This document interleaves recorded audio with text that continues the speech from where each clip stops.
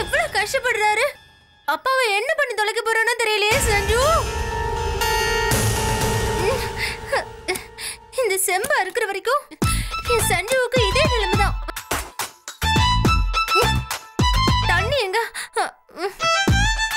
ரொம்பதான் கொழுப்பு அவளுக்கு இருக்கட்டும். ஐயோ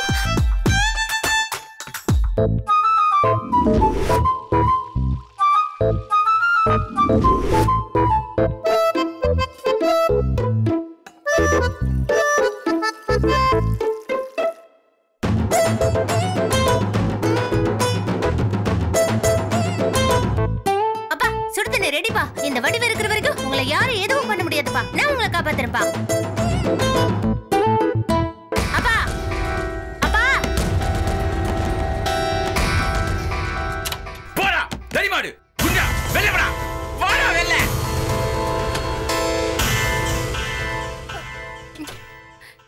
இந்தாங்கப்பா. ஏமா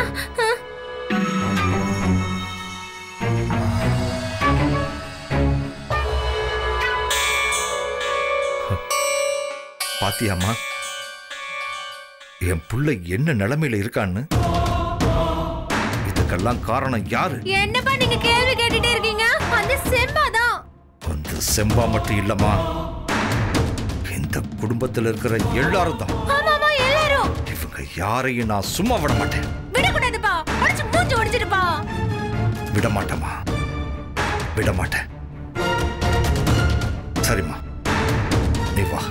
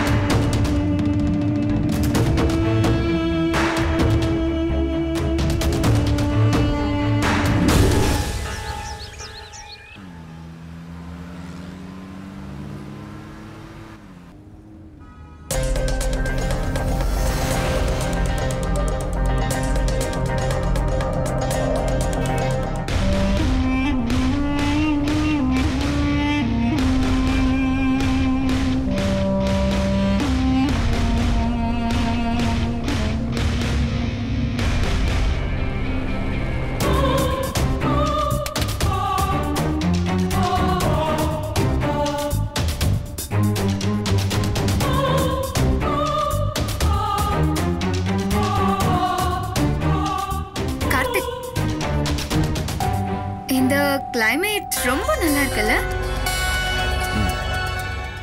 கார்த்திக்? உனக்கு ஞாபகம் இருக்கா நாம சிங்கப்பூர்ல இருக்கிறப்ப ஒரு தடவை கார்ல போயிட்டு இருந்தோம். அப்போ அது நல்ல குளிர்காலம். கொஞ்ச நேரத்துல என் உடம்பு ஜில்லுன்னு ஆயிடுச்சு. அப்படி ஆனதும் நீ ரொம்ப பயந்துட்டல்ல.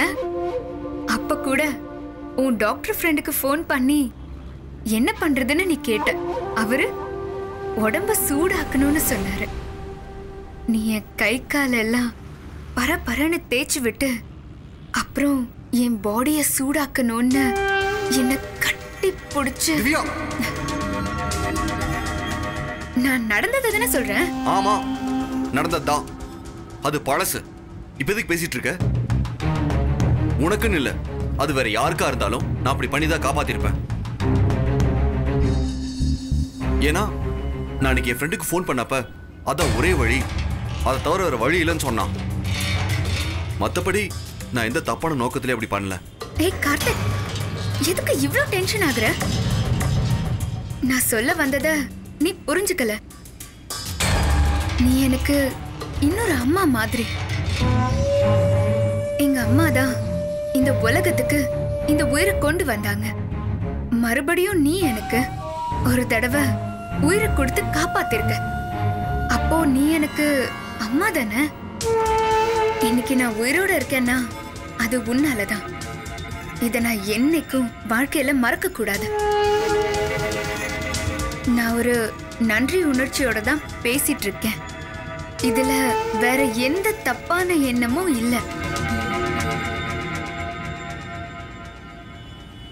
கார்த்திக், உன்கிட்ட எனக்கு பிடிக்காத விஷயம் ஒண்ணு கேட்க போறேன். என்னது? செம்பாவ நீ பிடிக்காம தானே கல்யாணம் பண்ண? பதில் சொல்லு கார்த்திக். ஆமா. அப்புறம் எப்படி உனக்கு பிடிச்சவளா மாறணும். இப்ப நாம பிசினஸ் பத்தி மட்டும் பேசலாமா திவ்யா? ஒரு ஆர்வத்துல தானே கேக்குறேன். சரி, இப்ப பிசினஸ் விஷயமா ஒரு இடத்துக்கு போறேன். அங்க போனதும் உனக்கு நான் ஃபோன் பண்றேன். முதல்ல நீ என்ன கேட்ப? இது என்ன கேள்வி? கேக்குறதுக்கு பதில் சொல்லு. பிசினஸ் வேலைய நல்லபடியா முடிச்சிட்டு வான்னு சொல்லுவேன்.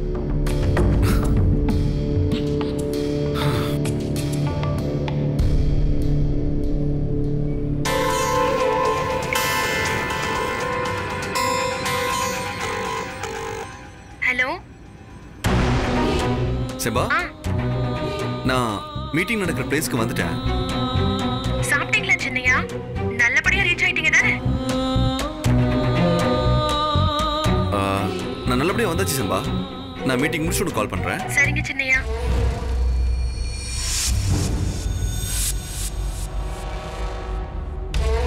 இப்ப புரிஞ்சிருக்கும்னு நினைக்கிறேன்.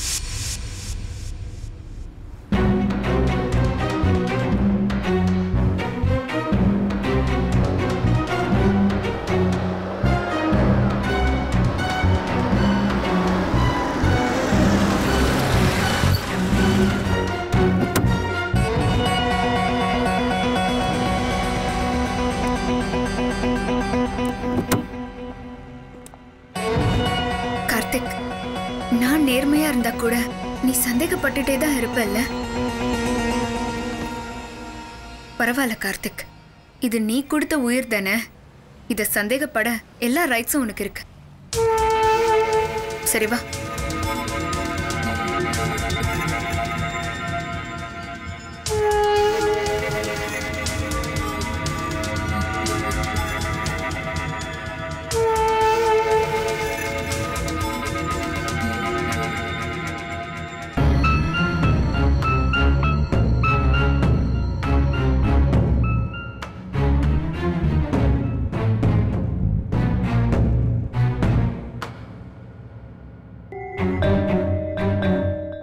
கார்த்திக், சொல்லு திவ்யா. இல்ல, இன்னைக்கு 2 கிளைண்ட்ஸ் வராங்க. நம்ம கான்ஃபரன்ஸ் ஹால்ல மீட் பண்ணிக்கலாம். நாம ரெஃப்ரெஷ் ஆகலான்னு பார்த்தா ஒரு ரூம் தான் இருக்கான். இல்ல வேற ஹோட்டல் வேணா அரேஞ்ச் பண்ணிக்கலாமா கார்த்திக்? கிளையண்ட் இங்க தானே வர சொல்லிருக்காங்க. ஆமா, பட் ஒரு ரூம் தான் இருக்குன்னு சொல்றாங்க. அதனால என்ன? எனக்கு ஒண்ணும் இல்ல, நீதான் ரொம்ப யோசிப்ப. எனக்கு மனசுல எதுவும் இருக்காது. நான் வெளிப்படையா தான் இருப்பேன். ஆனா உன் மனசுல தான் என்ன இருக்குன்னே தெரியல. நீயா விலகி விலகி போற. Okay, it's your choice.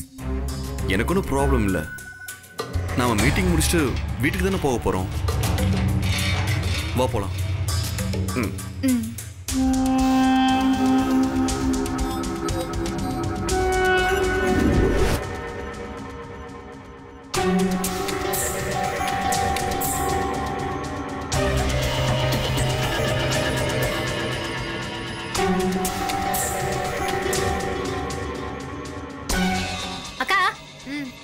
இப்படியே நடந்து நடந்து தரையை தேய்ச்சது போதும்.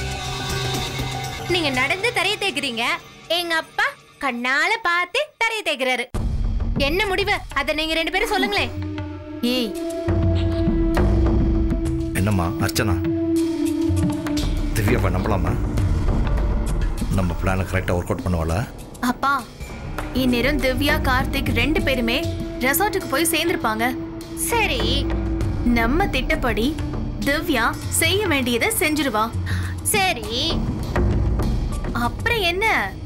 கார்த்திக் செம்மையா மாட்ட போறான். அந்த செம்பாவுக்கு ஆப்பு. அடே போங்கக்கா. நீங்க ஒவ்வொரு தடவையும் இப்படிதான் சொல்லிட்டே இருக்கீங்க. ஆனா உண்மையிலே நடக்கிறது என்ன? அந்த செம்பா தான் கடைசியில ஜெயிக்கிறா. நாம அவமானப்பட்டு அசிங்கப்பட்டு கேவலப்பட்டு கேடு கட்டி நிக்க வேண்டியதா இருக்கு. நீங்க வேணா பாருங்க, நீங்க நினைக்கிறது நடக்காது, நடக்கவே நடக்காது. வாய் மூடு வடிவே, இப்படி அபசகுணமா பேசிக்கிட்டு இருக்க. அக்கா, இதெல்லாம் நான் பட்டு தெரிஞ்சுக்கிட்டது. இந்த தடவை நிச்சயமா கார்த்திக் மாட்டுவான். ஐயோ அக்கா, அந்த கார்த்திக் பைய கழுவுற மீன்ல நழுவுற மீன் மாதிரி அந்த லூசு திவ்யா இருக்கால, அவ நம்ம கிட்டதான் வாயால உதார் விடுவா. அக்கா, அவ கார்த்திய பார்த்ததோ ஜொல்லு விட்டுக்கிட்டு நம்ம விஷயத்த மறந்துடுவா. ஏமா அர்ச்சனா, திவ்யா நம்ம சொல்றபடி கேட்பாளாமா? கண்டிப்பா கேப்பாப்பா. ஏன்னா அவ எதிர்பார்த்த நேரம் இது. நம்மளை விட அவ ரொம்ப அக்கறையா இருப்பா. யார் உங்ககிட்ட சொன்னா? நானே நல்லா விளக்கமா திவ்யாக்கு சொல்லிதான் அனுப்பி வச்சிருக்கேன். அப்புறம் என்ன வடிவு, நீ எதுக்காக கவலைப்படுற? ஐயோ அப்பா, திவ்யா அந்த அளவுக்குலாம் ஒர்த் இல்லப்பா. என்னம்மா சொல்ற? ஒரு கிழவனை கட்டிக்கிட்டதால அவ பெரிய பணக்காரி ஆயிட்டாப்பா. பணக்காரிங்கிறதால கொஞ்சம் பந்தா விடுறா. மத்தபடி மண்டையில ஒரு ஒரு ஒரு மண்ணும் இல்ல. நீ சொல்றதெல்லாம் கரெக்ட் தான் வடிவு. ஆனா செம்பா விஷயத்துல அவன் நம்மளை விட செம்ம காண்ட்ல இருக்கா.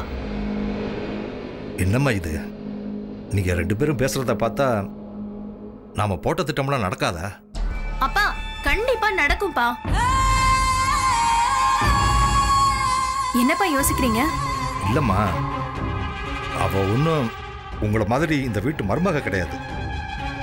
அப்படியே ஆகணும்னாலும் அவளுக்கு எந்த உத்தரவாதமும் கிடையாது. நாளைக்கு பிரச்சனைன்னு வந்து அவ ஓடி போயிட்டான்னா தேவையில்லாம உங்களுக்கு போய் ஏதாவது பிரச்சனை வந்துட போகுது. இல்லப்பா, நீங்க நினைக்கிற மாதிரி எல்லாம் எந்த பிரச்சனையும் வராது. இங்க நாங்க கும்பலா இருக்கிறதுனால திவ்யாவால எதுவும் பண்ண முடியல. இப்ப அவ கார்த்திகை கூட்டிட்டு போய் தனியா ரெசார்ட்ல ரூம் போட்டிருக்கா. கார்த்திகை பழி வாங்கணுங்கிறதுக்காக ஒரு வயசானவனையே கல்யாணம் பண்ணிக்கிட்டவ. இப்படி ஒரு சந்தர்ப்பத்துக்காக தான் அவ ரொம்ப நாளா வெயிட் பண்ணிக்கிட்டு இருக்காப்பா. அது கிடைச்சிருச்சு, சும்மா விட்டுருவாளா என்ன? அக்கா, நீங்க சொல்றத பார்த்தா நாளைக்கே நம்ம செம்பாவுக்கு சங்கோதி இல்லாம போல இருக்கே. கண்டிப்பா அக்கா, இனிமே இந்த வீட்ல செம்பா கதறி அழறதுதான் காயத்ரி மந்திரம்னு சொல்லுங்க. அவ அழுக சாதாரணமான அழுகையா இருக்கக்கூடாதுமா.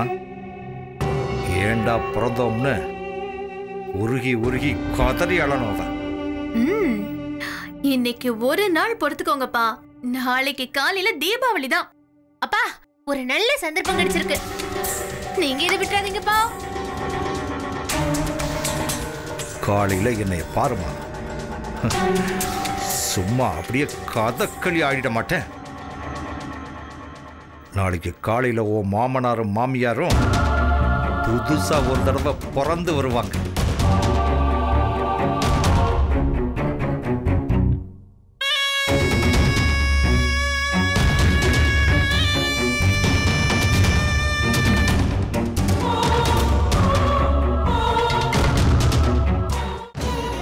ராஜா ராணி ஒரு சிறிய இடைவேளைக்கு பின் தொடரும்.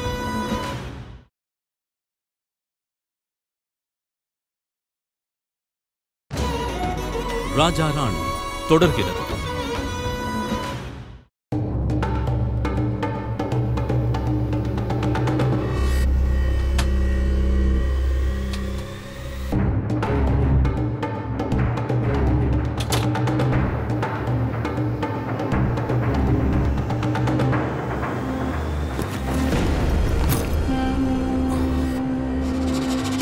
என்னாச்சு திவ்யா, மீட்டிங்க பாதியிலே நிறுத்திட்டு வந்துட்ட?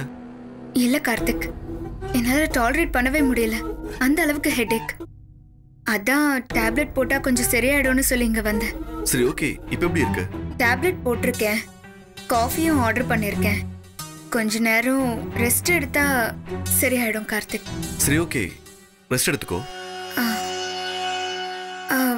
மீட்டிங் எப்படி, நல்லபடியா முடிஞ்சதில்ல? ரொம்ப நல்லா போச்சு. அவரு ரொம்ப ஹோப்ஃபுல்லா சொல்லிட்டு போயிருக்காரு, அதனால நம்பிக்கை இருக்கு. அப்புறம் திவ்யா, நீ இன்னொரு கிளைண்ட் வரதா சொன்னால? ஆமா கார்த்திக். அதுக்குள்ள நீ ரெடி ஆயிடுவியா? ஒன்னும் பிரச்சனை இல்லை, ரெடி ஆயிடுவேன். திவ்யா, நீ ரெஸ்ட் எடு, உன்னால முடிஞ்சா பாரு, இல்லைன்னா நான் பாத்துக்கிறேன். அதெல்லாம் ஒன்னும் இல்ல கார்த்திக், ஒரு காஃபி குடிச்சா சரியாயிடும். Come in.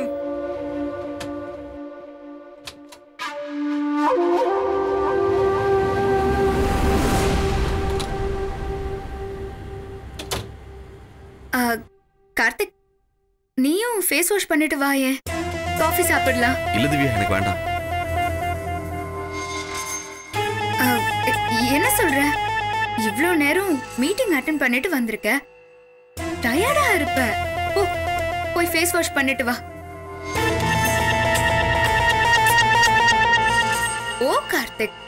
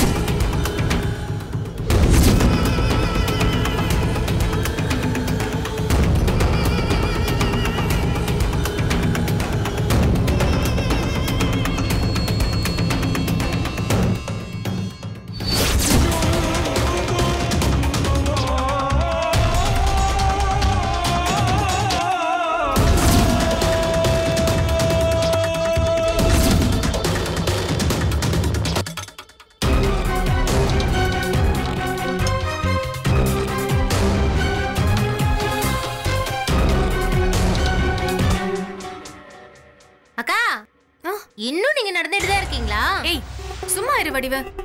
எனக்கு இருக்கிற டென்ஷன் உனக்கு எப்படி தெரியும்? என்னக்கா டென்ஷன்? நாளைக்கு இந்த வீட்ல தீபாவளின்னு முடிவாயிடுச்சு. அப்புறம் என்ன? எனக்கு திவ்யா மேல நம்பிக்கை இருக்கு. கார்த்திகை எப்படியாச்சும் தான் வழிக்கு கொண்டு வந்துருவா அப்படிங்கிற கான்ஃபிடென்ட்டும் இருக்கு. என்ன திடீர்னு காலை உடைச்சுக்கிட்டு நொண்டி ஆடுறதுன்னு காமெடி பண்ணிக்கிட்டு இருக்கா. அதுதான் யோசனையா இருக்கு. இதுக்குதான் கார்த்திகை தனியா கூட்டிட்டு போயிருக்கால. ஏதாவது மந்திரம் பண்ணுவா, வெயிட் பண்ணுங்க. சரி, இப்பவே உடனே அவளுக்கு ஃபோன் பண்ணு. ஃபோன் பண்றேன்.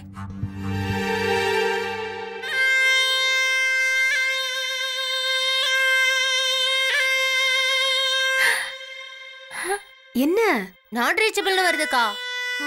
சரி, கார்த்திக் நம்பருக்கு பண்ணு.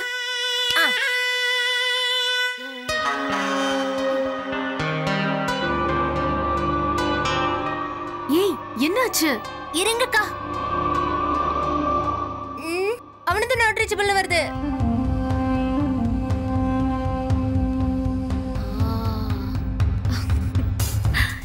இன்னைக்குதான் அவ உருப்படியா ஏதோ செய்றான். இந்த விஷயத்துல மட்டும் செம்பா தோத்துட்டா, அதுக்கப்புறம் அவ வாழ்றதுல அர்த்தமே இல்ல. புருஷங்காரே இன்னும் வீட்டுக்கு வராம இருக்கானே, ஒரு ஃபோன் பண்ணி பாப்போன்னு இந்த செம்பாவுக்கு எங்கயாவது தெரியுதா? இன்னும் கொஞ்ச நேரத்துல பாரு, அதுவே தானா புகையும். ஐயோ, நினைச்சு பார்க்கவே எனக்கு குதூகலமா இருக்கே. இப்பவே செம்பாவை போய் தூண்டி விட்டு வந்துடுறேன். ஏய் வடிவ வடிவ வடிவ சொன்னா கேளு. ராஜா ராணி ஒரு சிறிய இடைவேளைக்கு பின் தொடரும்.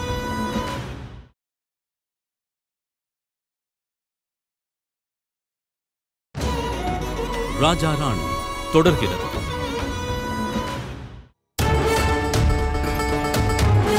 செம்பா, சொல்லுங்க அண்ணி. என்ன பண்ணிட்டு இருக்க? அதான் பாக்குறீங்கல்ல, அப்புறம் என்ன கேள்வி? ஏ, நீ கூட நல்லா பேச ஆரம்பிச்சிட்ட செம்பா. படிக்க ஆரம்பிச்சிட்டல்ல, அதான் புத்திசாலி ஆயிட்ட. ஏன் செம்பா, உன் திறமையை வச்சு படிச்சு கலெக்டர் ஆயிட்டேன்னு வச்சுக்கோயே, இப்படிதான் நீ வீட்டு வேலையை செஞ்சுக்கிட்டே இருப்பியா? எனக்கு எங்க அண்ணி அவ்வளவு திறமை இருக்கு. உனக்குதான் அந்த கார்த்திக் சொல்லி தராருல்ல, அவரு சயின்டிஸ்ட், நீ கலெக்டர். சூப்பரா இருக்குல்ல? ஆமா, கார்த்திக் எங்க? ஆளே காணோம். 8 மணி ஆக போகுது பாரு. அவர்தான் மகாபலிபுரம் பக்கத்துல மீட்டிங்க்கு போயிருக்காருல. காலையில போயா இன்னும் மீட்டிங் முடியல?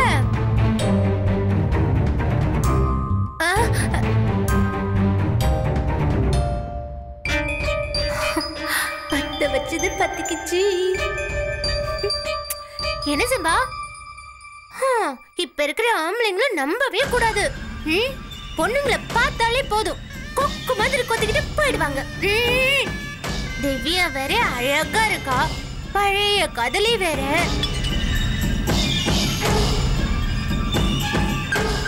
நான் கார்த்திக் மேல தப்பு சொல்லலப்பா, ஆனா தப்பு நடந்துருச்சுன்னா என்ன ஆவறது? அதுக்குதான் நான் சொல்றேன் செம்பா, நீ வேற நல்லா பேச ஆரம்பிச்சிருக்க, ஆனா யோசிக்கிறதுல இன்னும் பழைய செம்பாவா தான் இருக்க. அண்ணி, நான் எப்போ எப்படி மாறணும்னு எனக்கு தெரியும், நீங்க சொல்லணும்னு அவசியம் இல்ல. சோ ஓ ஓ ஓ அக்கா கூப்பிட்டீங்களா? இதோ வரேன்.